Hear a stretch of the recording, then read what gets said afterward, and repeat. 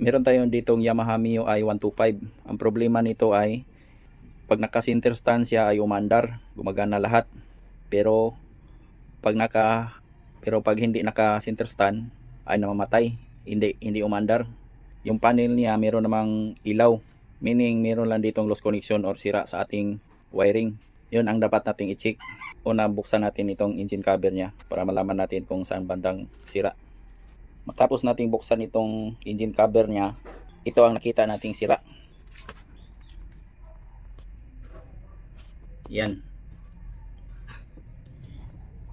Yung ignition wire niya. Yan, loose connection. Yan, kaganyan siya pag hindi naka center stand.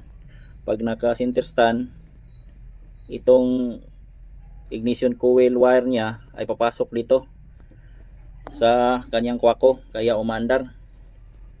Ito ang findings natin, ito ang kailangan nating palitan, itong wire niya. Ito. Yan. Yan, putol.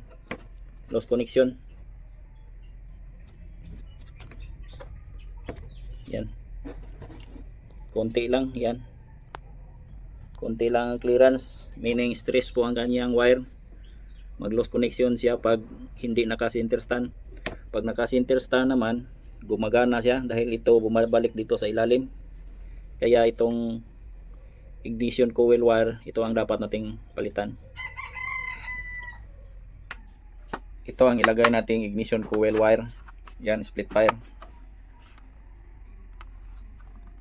May twin core silicone plug cord siya.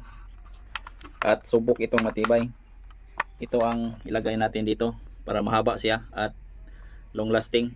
Dahil dyan yan, maiksi lang kanyang wire, kaya yan, mag loose connection pag hindi naka center stand. Ito ang ipalit natin, split wire twin core.